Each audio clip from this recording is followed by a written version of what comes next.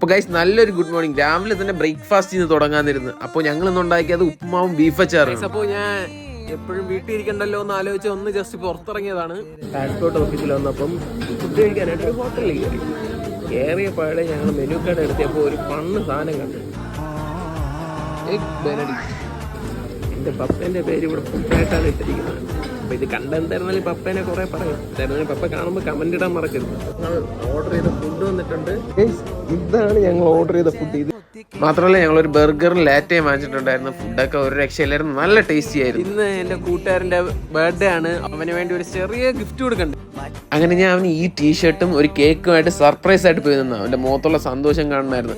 നാട്ടിലവൻ ഇതിനേക്കാളും നല്ല രീതിയിൽ ആഘോഷിക്കുന്നതാണ്. പക്ഷേ ഇവിടെ ഞങ്ങൾ രണ്ടുപേരും മാത്രമേ ഉള്ളൂ. അപ്പോൾ ഞങ്ങൾ ഞങ്ങളുടെ രീതിക്ക് നല്ല രീതിയിൽ ആഘോഷിച്ച് അങ്ങനെ അവൻ ആ ടീഷർട്ടും കൊടുത്ത് എൻ്റെ ഗിഫ്റ്റ് എല്ലാം ഇവിടെ പൂർത്തിയാക്കി. അപ്പോൾ ഇതാണ് അവൻ്റെ ലുക്ക്. അപ്പോൾ അടുത്ത വീഡിയോ കാണുന്നവരെ ബൈ ഗൈസ്.